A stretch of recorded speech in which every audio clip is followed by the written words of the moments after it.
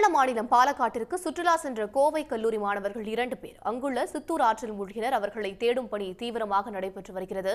இதுகுறித்து கூடுதல் தகவல்களை வழங்குகிறார் செய்தியாளர் தென்னிலவன். விரிவான தகவல் என்ன? நிச்சயமாக. அதாவது கோவை ஈச்சனாரி அருகே செயல்பட்டு வரும் தனியார் கல்லூரியில் படித்து வரும் 10 மாணவர்கள் இன்று காலை சுற்றுலாவிற்காக கேரளா மாநிலம் பாலக்காட்டிற்கு சென்றிருக்கிறார்கள். அப்போது பாலக்காடு மாவட்டம் இந்த சித்தூர் பகுதியில் இருக்கக்கூடிய ஆற்றில் இன்று மதியம் குளித்துக் கொண்டிருந்ததாக தெரிகிறது.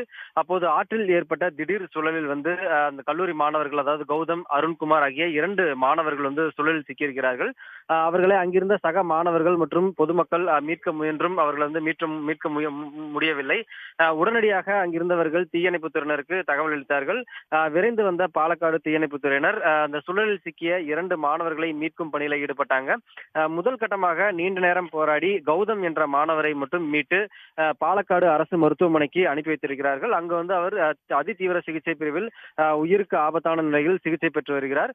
மேலும் அருண்குமார் என்பவர் மற்றும் இதுவரை தென்படவில்லை. அவரை தொடர்ந்து தேடும் பணியில் தீயணைப்புத்துறையினர் ஈடுபட்டு வருகிறார்கள். அதாவது ஆற்றில் இறங்கிய 10 மாணவர்களில் 2 பேர் சுழலில் சிக்கிய நிலையில் ஒருவர் மட்டும் ஆபத்தான நிலையில் மீட்கப்பட்டிருக்கிறார். மற்றொரு மாணவரை மீட்கும் பணியில் தற்போது தீயணைப்புத்துறையினர் தீவிரமாக ஈடுபட்டு வருகிறார்கள். அதே போல கோவையிலிருந்து செல்லக்கூடிய அந்த கல்லூரி மாணவர்கள் ஆபத்தான பகுதி என்று உணராமல் சிலர் ஆற்றில் இறங்குவதால் இந்த ஆபத்து ஏற்படுவதாகவும் அங்கு இருக்கக்கூடிய காவல்துறையினர் தெரிவித்து வருகிறார்கள். தற்போது அந்த அருண்குமாரை மீட்கும் பணியில் தீயணைப்புத்துறையினர் ஈடுபட்டு வருகிறார்கள். நன்றி தென்னிலவன். உடனுக்குடன் செய்திகளை தெரிந்து கொள்ள சன் நியூஸ் பெல் ஐகானை கிளிக் பண்ணுங்க.